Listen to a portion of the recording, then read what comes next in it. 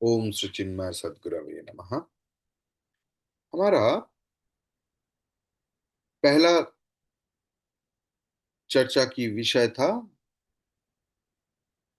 एक बहुत ही मशहूर श्लोक भगवत गीता में। ऐसा भी है कि बहुत सारे लोग इसे चैंट करते हैं, उच्चारण करते हैं, लेकिन कहाँ है, किस किताब में है वो भी नहीं जानते। लेकिन एटलीस्ट भोजन के समय तो ये होता ही है कि ब्रह्मार्पणम ब्रह्म विहि ब्रह्माग्नो ब्रह्मणाहुतम ब्रह्मैव तेन गंतव्यम ब्रह्म कर्म समाधिना। भगवत गीता चतुर्थ अध्याय 26 नंबर श्लोक। तो इसका हम लोग समाप्त किया था। तो ब्रह्म कर्म समाधिना, यहाँ पर समाधि का एक बात आया था। तो हमारे मन में स्वभावतः एक सवाल आ सकता है कि समाधि के बारे में तो हम लोग कुछ दूसरा सोचा था। पातंजल योग सूत्र में है योग चित्तवृत्ति निरोध। मतलब जहां पर चित्तवृत्ति निरोध है वही योग है, वही समाधि है।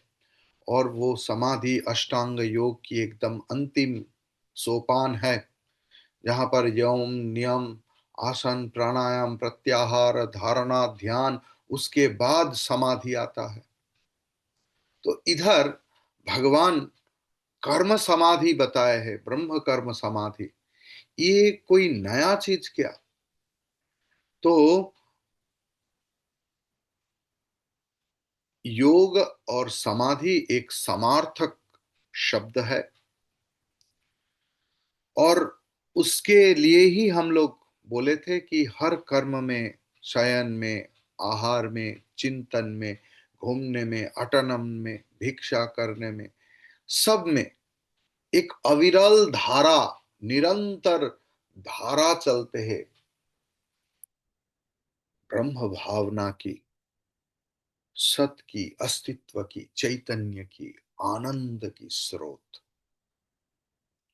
और ऐसे जब धारा मन में हर वक्त चल रहा है 24/7, चाहे हम स्वयं कर रहा है, चाहे हम भोजन कर रहे हैं, चाहे हम किसी से बात कर रहे हैं, चाहे हम ऑफिस में किसी के साथ बातचीत कर रहा है, बाजार दुकान कर रहा है, लेकिन वो भावना कैसे ना, अगर खाते खाते आपके दांत में कुछ फंस जाए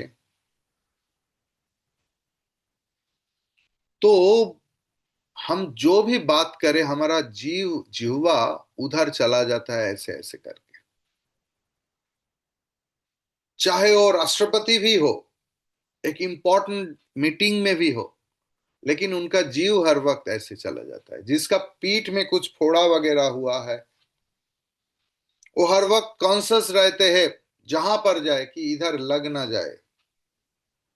ऐसे ही जो ब्रह्म ज्ञान में प्रतिष्ठित हो गया है, उनके हर कर्म में ये ज्ञान प्रतिष्ठित रहते हैं।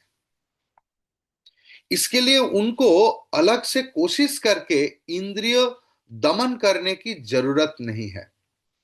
सब कुछ कर रहा है, लेकिन उसके बीच भी वो तन्मय होकर, एकात्म होकर करते हैं। तब उनका भाव क्या है, वो बोलते नहीं ये किम करोमी, मैं तो कुछ कर नहीं रहा, कह गच्छामि, कौन जा रहा है।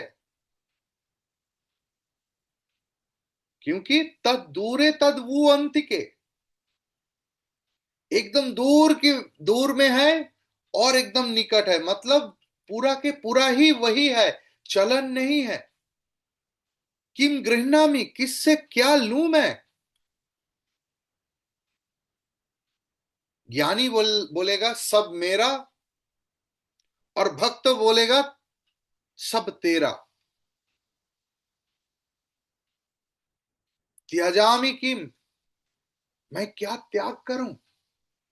आत्मना पुरितः सर्वम, ये पूरा के पूरा आत्मा के द्वारा छाए हुए है।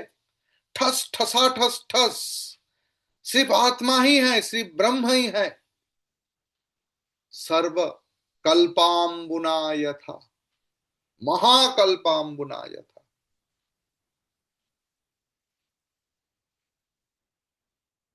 जैसे ब्रह्म समुंदर पूरा के पूरा, इस ज्ञान अवस्था में भी सन्यासी लोग, स्वामी विवेकानंद, स्वामी चिन्मयानंद, ये सब वरिष्ठ सन्यासीगण सिर्फ लोक संग्रह करने के लिए, जगत को सुशृंखलित करने के लिए, जगत को तमोगुण से बचाने के लिए, एक आदर्श प्रतिष्ठा करने के लिए कर्म करते हैं। लेकिन ये सारे कर्म परार्थतः कर्म, इसके ऊपर आधारित होकर भगवान श्रीमद् भगवत गीता में चतुर्थ अध्याय की 25 नंबर श्लोक बोले हैं, दैवमेवापरे यज्ञम् योगिनः पर्युपासते ब्रह्माज्ञावपरे यज्ञम् यज्ञेनैवोपजुह्वति।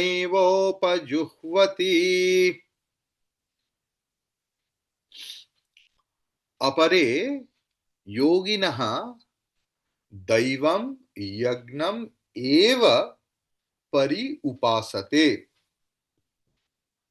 अपरे ब्रह्म अग्नौ यज्ञेन एव यज्ञम् उपजुह्वति।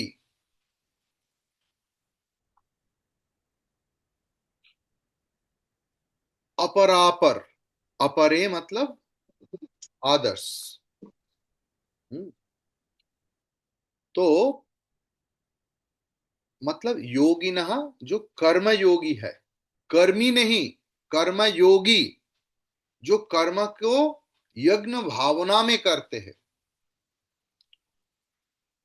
उनके ऊपर बोले हैं। हाँ, कर्मी नहीं कि बहुत सारे काम करते, सुबह उठते ही मैंने ऐसे ऐसे किया, ऑफिस गया, ये गया, बाद में, ऐसे नहीं। जो उनके सारे कर्म यज्ञ में आहुति दे रहा है, इस भावना में कर रहा है, वही योगी है। तो अपरे योगिनः दैवम यज्ञम एव परि उपासते। दैवम मतलब देवता की उद्देश्य में, देवता की पूजा रूप, यज्ञम एव, यज्ञ ही, परितः उपासते, एकदम अच्छा तरीका से उपासना करते। अपरे मतलब ज्ञान योगी लोग ब्रह्म अग्नौ, ब्रह्मरूप अग्नि में, यज्ञेन एव, यज्ञ के द्वारा, यज्ञम जीवात्मा को, इस सेकंड यज्ञ जो है, इसका मतलब है जीवात्मा, उपजुह्वती, आहुति देते हैं। ठीक है। तो भगवान शंकराचार्य जी बहुत सुंदर इनके ऊपर भाष्य लिखा है। उन्होंने इसके सपोर्टिंग सारे उपनिषद बताए हैं। मैं थोड़ा सा ही बोलूंगा इसके ऊपर। उन्होंने एकदम चालू किया, ब्रह्माग्नौ मतलब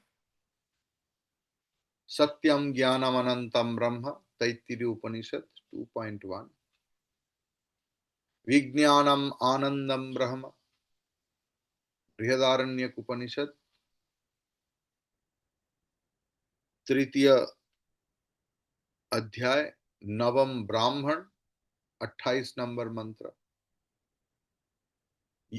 उसके बाद उन्होंने बताया यत् साक्षात अपरोक्षात ब्रह्म, यह आत्मा सर्वांतरः, बृहदारण्यक उपनिषद तृतीय अध्याय, चतुर्थ ब्राह्मण, प्रथम मंत्र इत्यादि वचनोक्तम अशनायादि सर्व संसार धर्म वर्जितम। उसके बाद फिर से उन्होंने बृहदारण्यक उपनिषद से लिया, नेति नेति इति, निरस्त अशेष विशेषम ब्रह्म शब्देन उच्यते। जो तत्वज्ञ व्यक्ति है, ज्ञानी है, ज्ञानी जो ज्ञान में प्रतिष्ठित है, उन लोग ब्रह्मरूप अग्नि में, ब्रह्मरूप अग्नि क्या है ना, जो दुकान करते हैं, हाँ, जो व्यापारी है, वो जब व्यापार करते हैं तो कस्टमर उनके सामने ब्रह्म है। जो डॉक्टर है, पेशेंट उनके सामने ब्रह्म अग्नि है। जो लॉयर है, क्लाइंट उनके सामने ब्रह्म अग्नि है। जो शिक्षक है, छात्र उनके सामने ब्रह्म अग्नि है। तो खुद को आहुति देता है।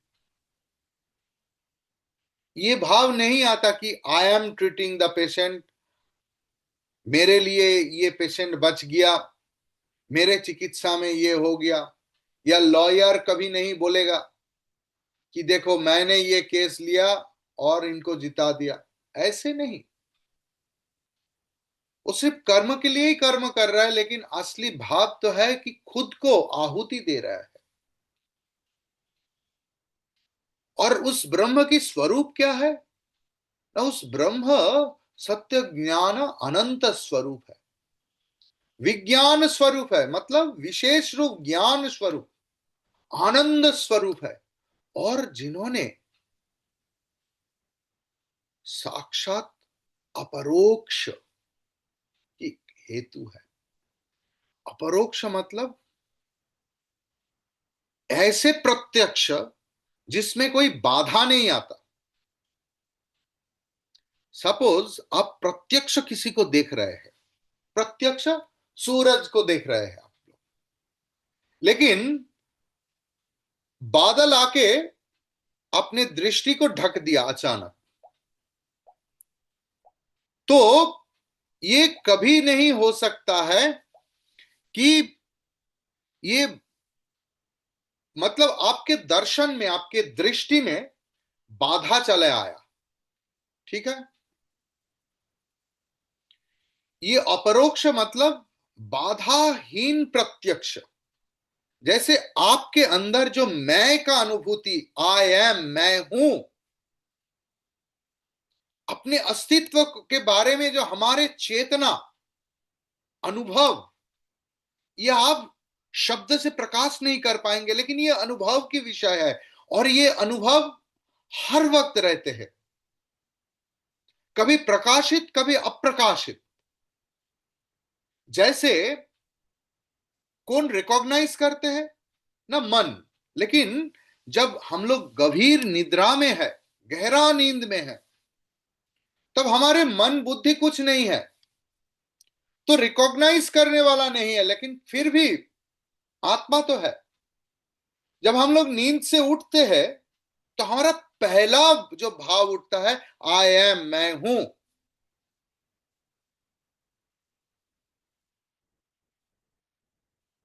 ठीक है। तो अभी देखिए, जगत में कर्म करते हुए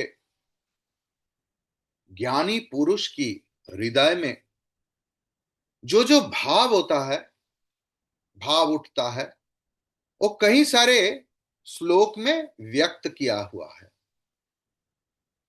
तो जो लोग साधक है, जो अभी तक ज्ञान में प्रतिष्ठित नहीं हुआ, लेकिन उसके वोर ही चल रहा है, जैसे कि आप लोग, आप सारे साधक है, आप सब लोग उसी ज्ञान में प्रतिष्ठा पाना चाहते हैं। ऐसे साधक के मन में शंका होता है, ये ध्यान की अवस्था में तो मुझे बहुत आनंद लगता है, और गुरु के द्वारा निर्देशित पथ में मुझे वो एकात्मता बोध होता है, लेकिन वो बोध तो सिर्फ ध्यान की समय ही सीमित रहता है। जब हम लोग कर्म करते हैं और कोई कुछ बोल दिया, तो तुरंत रिएक्शन आ जाता है मन में। मतलब ध्यान की समय की जो स्निग्ध भाव, शीतल भाव, वो तो हमारे ट्रांजैक्शनल व्यवहारिक जीवन में नहीं आ रहा है। और ज्ञानी भी तो कर्म ही कर रहा है, उपदेश दे रहा है, कभी अपना रिस्पॉन्स ऐसे देता है कि हमें लगता है रिएक्शन की तरह। जैसे भगवान बुद्ध, उनको भी हम लोग देखा ऐसे ही। रमन महर्षि एक सीमित क्षेत्र में काम किया है, और कोई कोई साधु महात्मा जो ज्ञानी है, फिर भी उनको लगता है, उनको देखकर कि एकदम साधारण है, इतना ज्ञान में प्रतिष्ठित है, लेकिन पहनने के लिए ठीक ढंग की कुर्ता नहीं है। तो तब लगता है कि अरे ये ज्ञान की महिमा क्या हुआ, इस ज्ञान की जरूरत क्या है, ऐसा लगेगा मन में। इसलिए साधक का मन में, क्योंकि हम लोग एक ऑब्जेक्टिव लेकर चलते हैं, जैसे हमारे मन में बहुत सारी गलतफहमी पैदा होता है कि साधु मतलब ऐसे होगा ऐसे। It's a frame of my mind. वो ये नहीं खाएगा, वो नहीं करेगा, वो नहीं पढ़े पहनेगा। हम लोग साधुत्व का महत्व ही समझा नहीं, हम लोग साधु जीवन की जीवन धारा ही समझा नहीं कि ये साधु जीवन क्या होता है। साधु जीवन एक जीवन पद्धति है, एक सोचने की दूसरे कला है। इसके साथ उनका बाहर की जो खान पान, ये साधकों के लिए हो सकता है, लेकिन सिद्ध के लिए नहीं। जब आप साधना कर रहे हैं, जब एक पौधा रहता है ना, तो उसके चारों ओर गंडी लगाना पड़ता है, बेड़ा लगाना पड़ता है, नहीं तो गाय बकरी उसे खा सकता है। जब वही पौधा बड़ा हो जाता है, तब तो आप उसके उसमें हाथी बांध सकते हैं। तो जब हम लोग साधना करते हैं, उस साधना के समय हमारे बहुत सारे रेस्ट्रिक्शंस है जीवन में, जीवन पद्धति में, लेकिन हम लोग उसी दृष्टि में एक सिद्ध स्वामी को नहीं देख सकते। तो हमें एक साधक होने के नाते मन में उत्साह होता है कि एक ज्ञानी, उनकी मन में भावना क्या है, कि जगत की जब भिन्न भिन्न वस्तु के साथ वो आ रहा है, उन उनके संस्पर्श में, तब ज्ञानी की मन की भावना क्या है।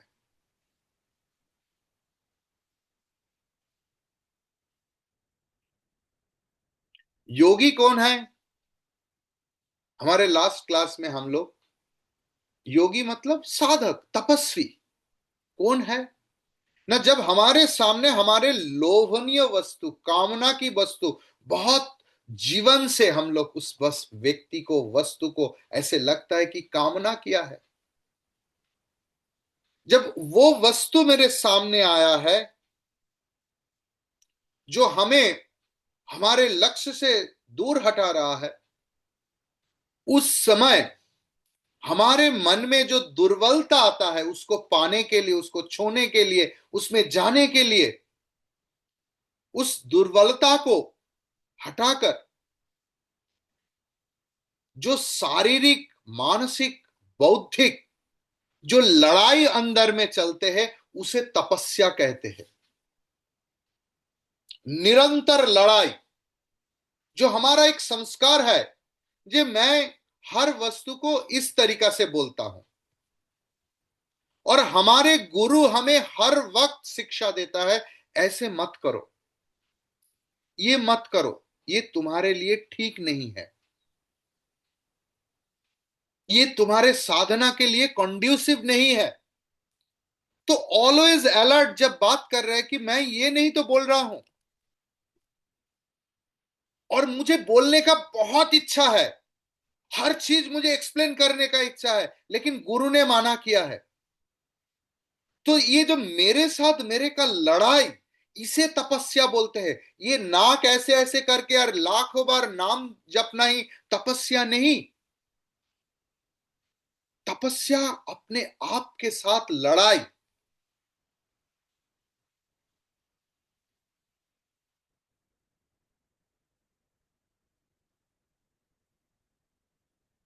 ठीक है।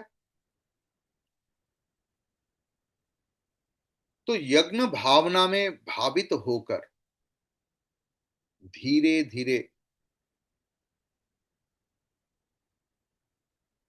सारे वासना को त्याग करते हैं। सारे वासना को, चाहे वो उत्कृष्ट हो, चाहे वो निकृष्ट हो।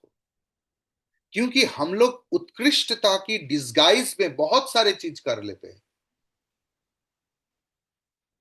क्यों अब इतने बार जाता है?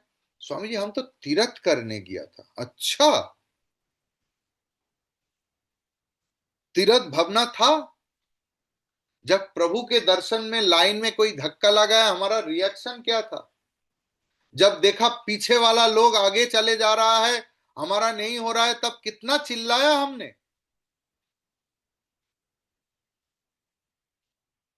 कितना कितना कुछ करते हैं। तो उत्कृष्ट और निकृष्ट सारे भावनाओं को छोड़कर अपने आप में स्थित हो जाते हैं। उनका कोई इच्छा नहीं रहता। कोई बोलते हैं चलिए ऐसे जगह पर जाएंगे, ठीक है चलो भाई। ये अवस्था कैसे है ना? वो एक संगीत में बार बार बोलता हूं ना, आप ना थे आपनी थे कमोन जेओ ना को कारो घरे। अपने में रहो, कहीं जगह पर जाने की जरूरत नहीं। तुम जो चाहोगे वो बैठकर ही पा सकते हैं। क्योंकि आपको पाने के बाद क्या होता है? समझिए, I want to go to Las Vegas. Good. Swami ji, I want to go to Mansarovar. Good. Las Vegas क्यों जाऊंगा? जाओगे? That is full of fun Swami ji. What will happen? I will be happy. Oh oh, कितना दिन का dream है। I will go to Switzerland. Where are you going? I am going to Mansarovar. भगवान शिव जी उधर रात को 3 बजे नहाने आते हैं, और वो दिखाई देता है एकदम सरोवर की जल में। अच्छा, भगवान शिव जी नहा रहे हैं तो आप उसे देखकर क्या करेंगे? आंख सार्थक हो जाएगा स्वामी जी। हमारे जीवन की जितना तपस्या, मन शांति में भर जाएगा। तो कोई लास वेगास में फन करके मन को शांति में, मतलब मन की आनंद के लिए हमारे जितना दौड़, जितना ढूंढ, जितना कुछ। So you, the baseline is happiness in mind we want.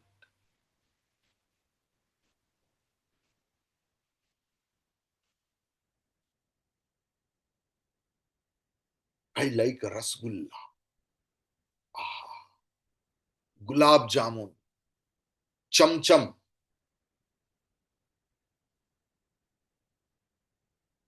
Mishti dahi, sweet card. खट्टा दही नहीं, उतना नहीं। लेकिन जो दुकान में खट्टा दही मिलता है ना स्वामी जी, वो अच्छा है। क्यों? क्यों उसे अच्छा लगता है? उसमें थोड़ा मिठास रहते हैं। ये बाजार की जो कंपनी वाला पैकेट में आता है ना, वो इतना खट्टा होता है। तो मैं रसगुल्ला, गुलाब जामुन, मिष्टी दही, चमचम कुछ नहीं, I like sweet. This is the base line. যা চাবি তা বসে পাবি, खोजो निजो अंतपुरे। आप जो चाहते हो आप बैठ कर पाएंगे। Can you all switch on the video please? Pali Amma, Jaitley ji, Krishna Paja Amma, I want to see your faces. लोग वीडियो ऑफ करके क्या क्या कर लेते हैं।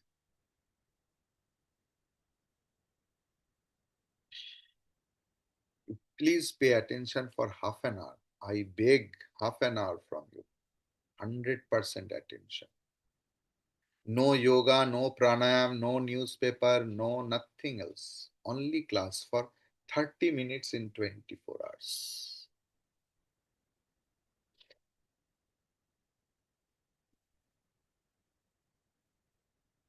जेटली तो नहीं है सामने, मोबाइल के सामने ही नहीं है शायद, नहीं तो खोल देता। ठीक है, चलो, मैं आपके लिए बोल रहा हूं, मेरे लिए नहीं। मेरा क्या जाता है, मैं तो बोलूंगा ही। तो क्या है, देखिए, दिव देवता संस्कृत शब्द है जिसका अर्थ है प्रकाश। तो देवता कौन है? जिसमें प्रकाशित हो रहा है। क्या प्रकाशित हो रहा है? सारे अच्छे चीज जिसमें जिनमें प्रकाशित हो रहा है वही देवता है। और वो हमारे अधिष्ठात्री देवता है। आंख की अधिष्ठात्री देवता है, कान की है, नाक की है, सारे शरीर की अधिष्ठात्री देवता है। जो क्या कर रहे हैं न, जो हमें जो चाह रहा है वो देवता हमें दे रहा है।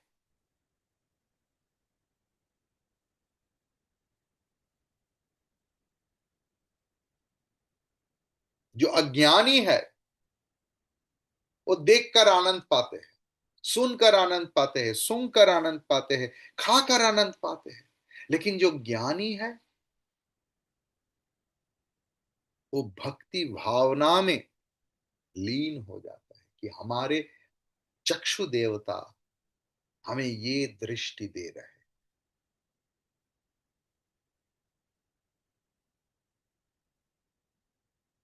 भगवान श्री राम कृष्ण बाग बाजार होते हुए कलकत्ता आ रहे हैं। रास्ते में वेश्यापल्ली, वो ऐसे नहीं कि अरे अरे राम राम राम राम क्या देखा। उन्होंने वेश्याओं को देखकर ऐसे प्रणाम किया। मां वेश्या के रूप में खड़ा है, ऐसे भावना। तो भगवान देव यज्ञ की वर्णन किया, उसके बाद ब्रह्म यज्ञ की वर्णन कर रहे हैं कि ब्रह्म रूप अग्नि में यज्ञ के द्वारा यज्ञ की हवन हो रहा है, आत्मा के द्वारा आत्मा की हवन हो रहा है। मतलब ये समष्टि ज्ञान अग्नि में व्यष्टि ज्ञान, व्यष्टि अग्नि समर्पित हो रहा है।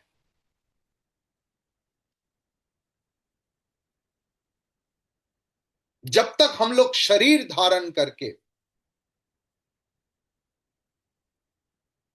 we identify ourselves as only a body, खंडित चैतन्य जैसे,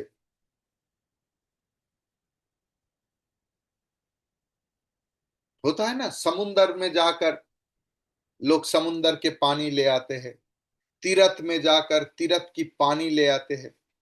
जी देखो, गंगा जल है हमारे घर में, नर्मदा की जल है, यमुना जी की जल है, कावेरी जी की जल है, गोदावरी की जल है, सरस्वती की, सरस्वती नदी की जल है हमारे पास। ऐसे ही हम लोग सोचते हैं कि ये खंडित चैतन्य है, जब ये खंडित चैतन्य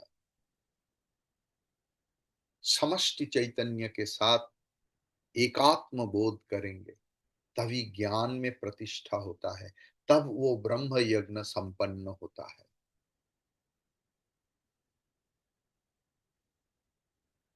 तब उनको पता लगता है कि हम लोग सुखी होता है, दुखी होता है। बहुत बार हम लोग सुखी हो जाता है, कोई हमारे चाहते हुए चीज मिले तो हम लोग सुखी हो जाते हैं, और जो हम लोग नहीं चाहते हैं, जब वो मिल जाते हैं तो हम लोग दुखी हो जाते हैं।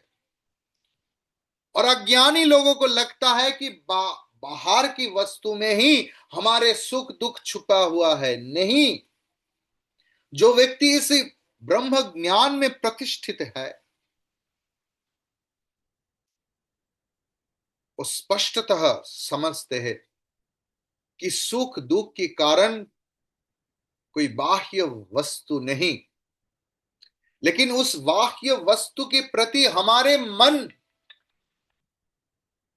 जो रिएक्शन करते हैं, जो राग, जो अनुराग, जो विद्वेष पोषण करते हैं, वही मुख्य कारण है। बाहर की विषय में राग या द्वेष कुछ नहीं है। हमें लगता है ऐसे कि कोई व्यक्ति हमें दुख दिया, कोई व्यक्ति हमें सुख दिया। नहीं, ऐसा अगर होता तो एक ही वस्तु सबको सुख देता, एक ही घटना सबको दुख देता।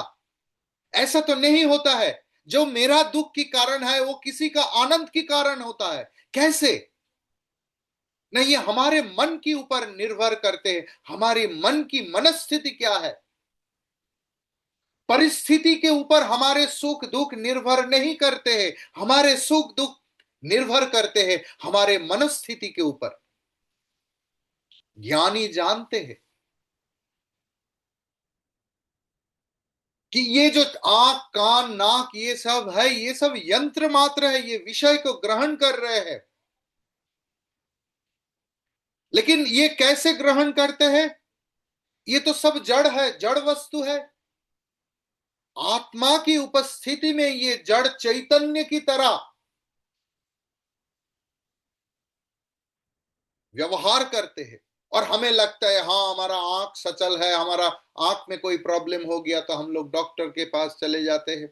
वो तो इंस्ट्रूमेंटल थिंग है।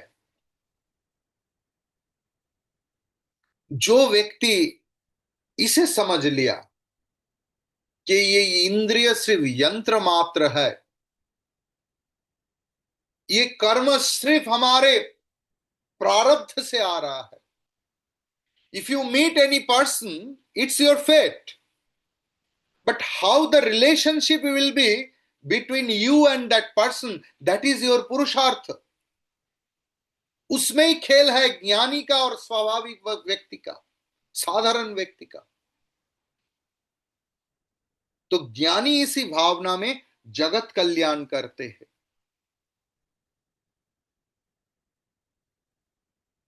अभी इस श्लोक के ऊपर दैवमेवा परे यज्ञम योगिनः परिउपासते, इसके ऊपर चर्चा थोड़ा सा और, कि अगर यज्ञ से ही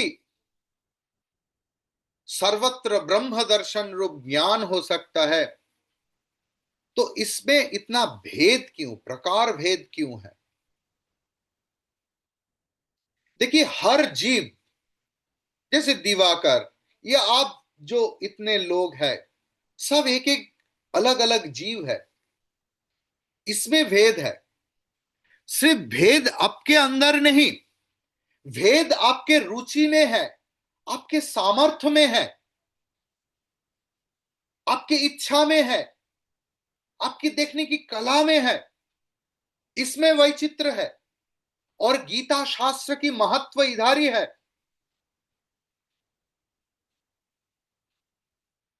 गीता की रीति एक नहीं कि सब लोग को एक ही तरह सोचना पड़ेगा, एक ही तरह देखना पड़ेगा। नहीं,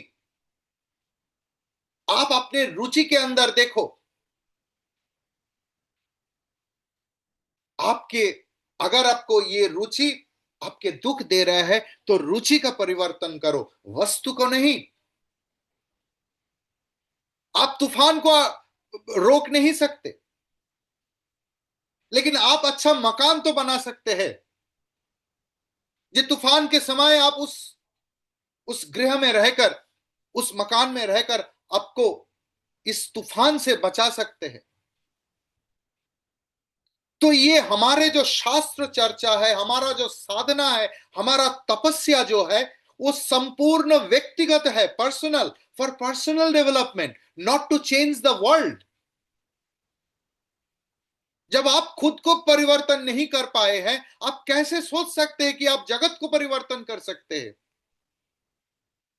आपका परिवर्तन देखकर जगत उत्साहित होगा कि हाँ हाँ, मुझे भी परिवर्तन चाहिए।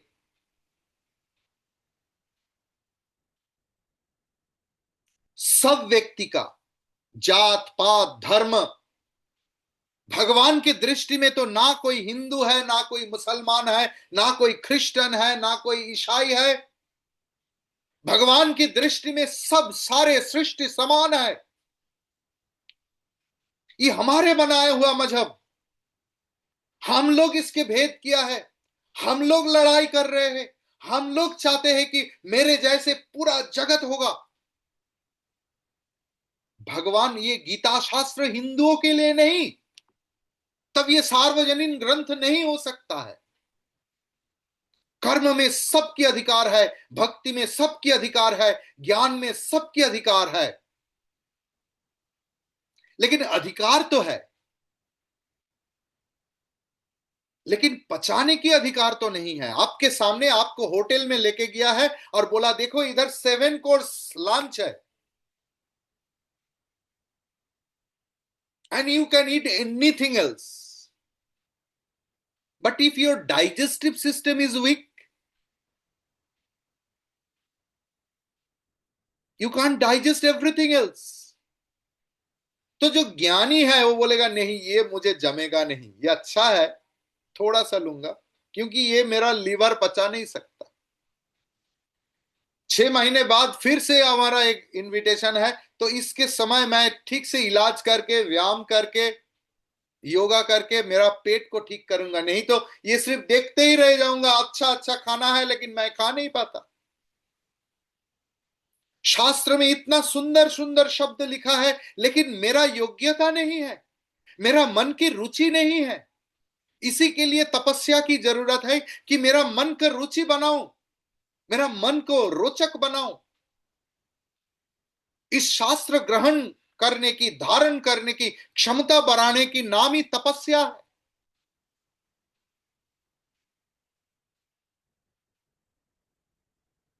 जिनका जितना योग्यता है, एलिजिबिलिटी है, उसी स्तर से ही उनका उन्नति होने का संभावना है। हमारे गीत, हमारे शास्त्र कभी नहीं बोला है कि तुम्हारे लिए अनंत नरकवास, अनंत शास्ति, अनंत पनिशमेंट नहीं। लोगों से भूल गुनाह हो सकता है, क्योंकि हम लोग हमारे कामना की दास है, हमारे वासना की दास है। आप जहां पर है, जिस परिस्थिति में है, वहां से ही आपकी उत्तरण उन्नति संभव है। ज्ञान तो सबके सामने है। भगवत गीता की क्लास चल रहा है, कोई भी आ जाओ। उपनिषद किताबों की दुकान में मिलता है। लेकिन अभी सवाल है, मैं इसका योग्य हूं या नहीं? अगर आपकी इसमें रुचि है और आप महसूस कर रहे हैं कि मैं इनका योग्य नहीं हूं, तो आप योग्यता बढ़ाने की कोशिश करो। उसी का नाम ही तपस्या है। इसी के लिए सत्संग, इसी के लिए गुरु के साथ संग, सत्संग, संसर्ग, दूसरा तो कोई रास्ता नहीं।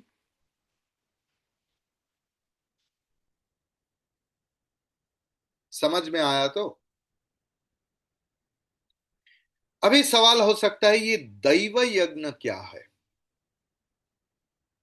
हमारे घर में जितना यज्ञ होता है, हवन होता है, सभी तो दैव यज्ञ है। विष्णु यज्ञ, रुद्र यज्ञ, चंडी यज्ञ, हमारे चिन्मय मिशन कर रहा है, हनुमान चालीसा यज्ञ, सप्त दैव यज्ञ ही है। देखिए वैदिक देवता कौन है ना, हम हमारे वेदों में कई सारी देवताओं की नाम लिखा है। इंद्र, चंद्र, वरुण, यम, वायु, अग्नि, अश्विनी कुमार। सो उनके उद्देश्य में यज्ञ होता है। दश पूर्णमास, ज्योतिष्टम, ये सब यज्ञ अनुष्ठित होता है, वो सभी दैव यज्ञ है। और साधक उस दैव यज्ञ की अनुष्ठान करते हैं बहुत ही श्रद्धा के साथ। और ये यज्ञ करने से क्या होता है, अवश्य फल होता है। और फल क्या है, चित्त शुद्धि, चित्त शुद्धि, चित्त शुद्धि। जिनका जितना चित्त शुद्ध है वो उतना ही ज्ञान और मुक्ति की अधिकारी है। ठीक है। तो ये विष्णु, शिव, शक्ति, गणेश, सूर्य, ये पंच स्वरूप ईश्वर की ही सविशेष सगुण विभव।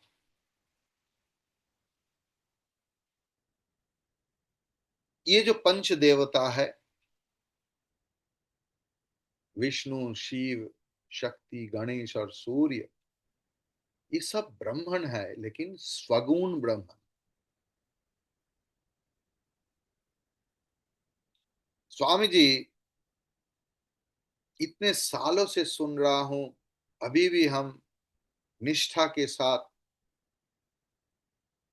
कठोपनिषद सुनता हूं, रामचरितमानस सुनता हूं, भगवत गीता की क्लास करता हूं। लेकिन ये ब्रह्म की स्वरूप क्या है, ये मुझे ठीक से पता नहीं चलता। ये कैसे होगा।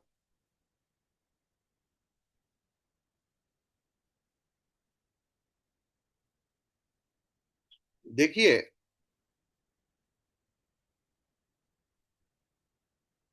शिव, काली, ब्रह्मा, विष्णु, महेश्वर सब उच्छिष्ट हो गया है। बंगाली में बोलता है सब ईंटो हो गए। उच्छिष्ट किसको बोलते हैं ना, जिसको हम मुंह में लगा देता है वही उच्छिष्ट है ना। तो हम लोग शिव बोलते हैं बार बार, काली बोलते हैं, ब्रह्मा बोलते हैं, विष्णु बोलते हैं, महेश्वर बोलते हैं। तो सारे उच्छिष्ट है। और बोल रहा है सब ब्राह्मण, लेकिन वो तो सगुण ब्राह्मण है। तो निर्गुण ब्राह्मण क्या है ना, ये अनुच्छिष्ट है। क्योंकि ये वाक्य की अतीत है, शब्द की अतीत है। आप इनको कभी शब्द से व्यक्त नहीं कर पाएंगे। सिर्फ अनुभव होता है, और वो अनुभव की प्रकाश आप नहीं कर सकते। थोड़ा सा कोशिश कीजिए ना। फिर रामकृष्ण बोल रहे हैं, समाधि के बाद मुझे कितना लगता है कि मैं सब कुछ बोल दूं, लेकिन कोई मेरा टांग खींच रहा है अंदर से, मैं बोल नहीं पाता। वेदों को ऋषि, वेदों में जो ऋषियों है उनको भी सवाल पूछा गया है, आप थोड़ा सा तो बोलो। ऐसे बोलने से क्या कैसे चलेगा कि ये मुंह से उच्चारित नहीं होगा, सिर्फ अनुभव के वस्तु है। तो इतना सा ही उनके बारे में बोल सकते हैं, सत्यम, ज्ञानम, अनंतम। ब्रह्म सत्य स्वरूप है। सत्य क्या है, त्रिकाल अबाध, अबाध्यत्वम, सत्यत्वम। जो जागृत, स्वप्न, सुसुप्ति में एक ही जैसे रहते हैं। जो भूत वर्तमान भविष्य में एक ही जैसे रहते हैं, जो स्थूल सूक्ष्म कारण में आधार स्वरूप है, वही सत्य है। वो ज्ञान स्वरूप चित घन ठस ठसा ठस ठस चैतन्य में भरपूर है और सबकी ज्ञाता है।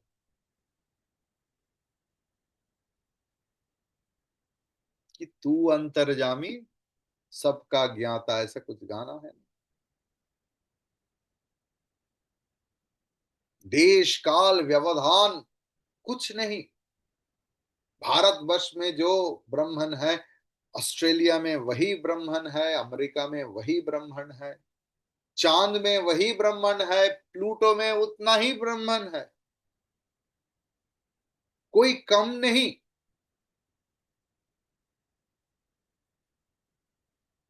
सत है, चीत है और वो आनंद स्वरूप है और व्यापनशील है, व्यापक है। अस्ति भाति प्रिय निरंश अस्तित्व स्वरूप है, प्रकाश स्वरूप है, वो प्रिय है, आनंद स्वरूप है और निरंश है, उसका कोई खंड नहीं, अखंड है। संसार में जो वस्तु आप देख रहे हैं उसका छह परिणाम होता ही होता है। अस्ति जायते वर्धते विपरिणमते अपक्ष्यते विनश्यति। रहते हैं, जन्म लेता है, बढ़ते हैं, बढ़ते बढ़ते एक समय आता है जो उसका कार्व नीचे की ओर होता है, उसके बाद क्षय होता है, उसके बाद विनश्यति।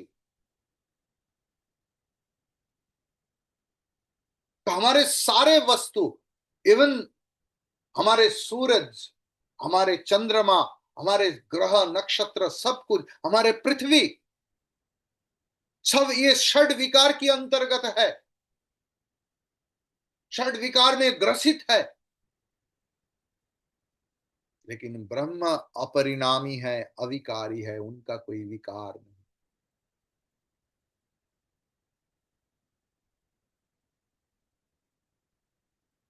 यहां पर सारे विचार खत्म हो जाता है।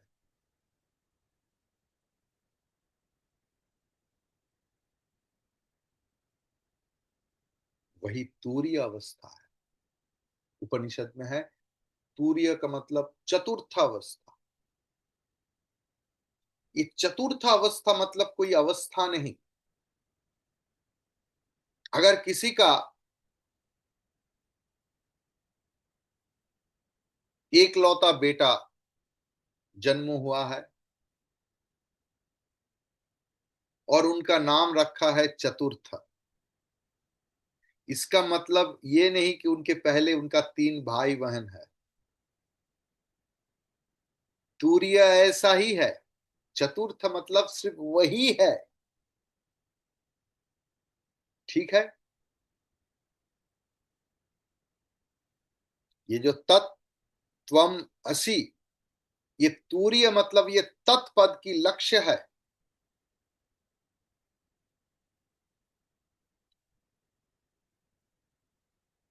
तो इसी ब्रह्म जैसे जिसके बारे में स्वामी जी आप बोल रहे हैं,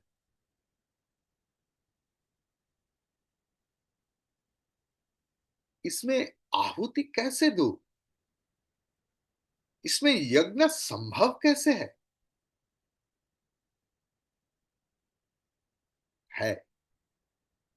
इसीलिए ही तो हमारे इतने सारे मूर्ति कल्पना है। ऐसे विराट निर्गुण निराकार ब्रह्म को उपासना करने के लिए ही हम लोग सगुण साकार भगवान बनाया है, मूर्ति बनाया है।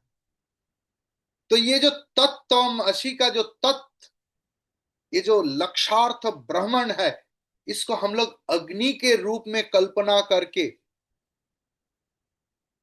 हमारे जो अविद्या उपाधि रूपी त्वम है, दिवाकर, इस दिवाकर को समर्पण करना ही ज्ञान यज्ञ है। तब दिवाकर हट जाएगा, सिर्फ चैतन्य ही रह जाएगा। जिस यज्ञ में ये दिवाकर हटकर सिर्फ चैतन्य रह जाएगा, उसी यज्ञ का नाम है ज्ञान यज्ञ। अपने क्षुद्र अहंकार, हमारे काम, क्रोध, लोभ, मोह, मद, मात्सर्य,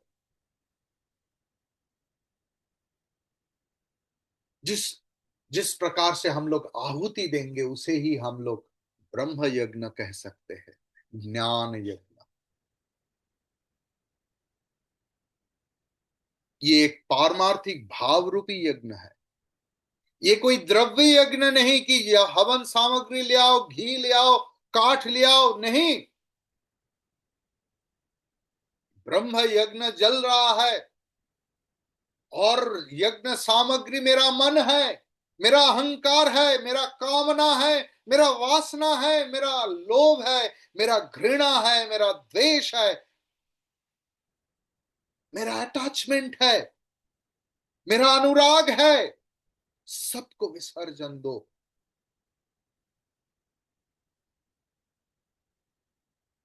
सब छोड़े सब पावे।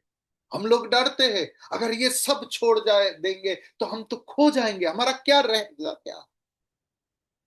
सब छोड़े सब पावे। जहां काम, तहां राम नहीं। कामना को विसर्जन दो। सिर्फ राम को देख नहीं पाएंगे, आप राममय हो जाएंगे, आप प्रभु के परम प्रिय हो जाएंगे, प्रभु के साथ लीन हो जाएंगे। बिंदु सिंधु में जाकर अपने बिंदुत्व को खो डालते हैं, अपने इंडिविजुअलिटी को, सेंस ऑफ ईगो को विसर्जन देने की नाम, वृहत में, समष्टि में विसर्जन देने के नाम ही ब्रह्म यज्ञ है।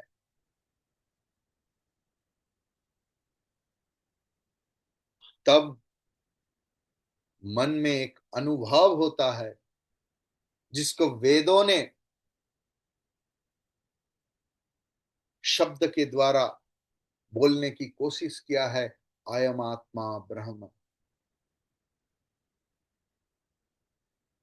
इस ब्रह्मन में कोई उपाधि नहीं, कोई दिवाकर नहीं, कोई उनका पोस्ट नहीं, कोई उनका शरीर नहीं, कुछ नहीं।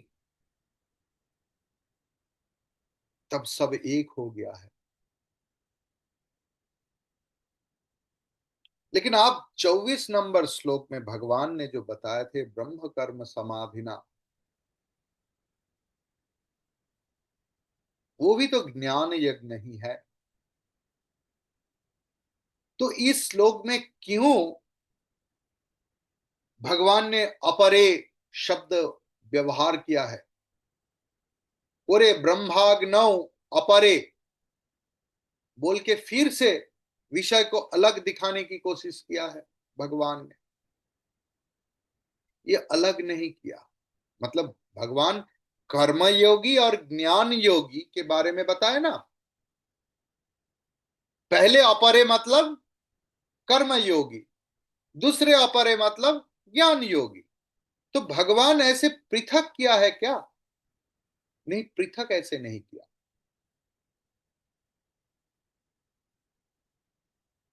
भगवान सब यज्ञ ही ब्रह्म यज्ञ बोला गया है, लेकिन उसके अंदर ज्ञान यज्ञ सर्वश्रेष्ठ है। ज्ञान यज्ञ की श्रेष्ठत्व प्रतिष्ठा करने के लिए भगवान इस श्लोक की अवतारणा किया है। देखिए, ज्ञान दो प्रकार की होता है, जैसे आप लोगों की अभी हो रहा है। वो है परोक्ष ज्ञान, जो वेदों में लिखा है।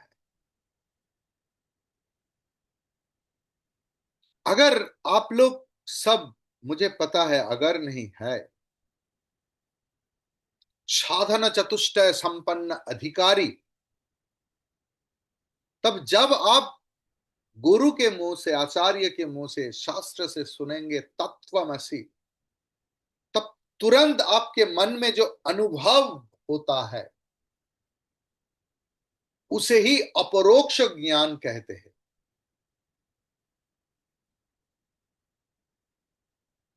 तो भगवान को ये ब्रह्मार्पणम ब्रह्मवीर ब्रह्माग्नो, ये जो ब्रह्मार्पणम शब्द भगवान को इंस्पायर किसने किया? न छांदोग्य श्रुति में है सर्वम खलु इदम ब्रह्म, सब कुछ ब्रह्मन है। ये ब्रह्मार्पणम योग मंत्र श्लोक की आधार है छांदोग्य उपनिषद की ये मंत्र, सर्वम खलु इदम ब्रह्म। जिस सब वस्तु में अपने शरीर से लेकर दूसरे शरीर तक सब कुछ ब्रह्मन है, ये परोक्ष नहीं हो सकता है। क्योंकि ब्रह्मणाहुतम ये बोलकर यज्ञकर्ता की जो ब्रह्म रूप की उपदेश दिया गया है, ये सिर्फ ज्ञान मात्र नहीं, ये अनुभव, सब अनुभूति सापेक्ष है।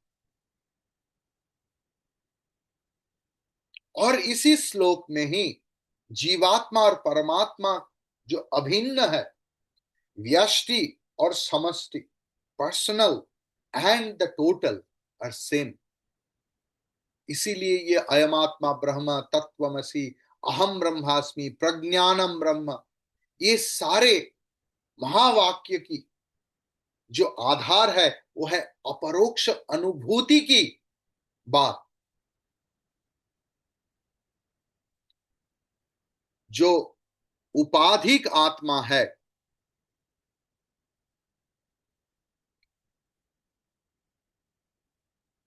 उनकी उपाधि को हटा दो।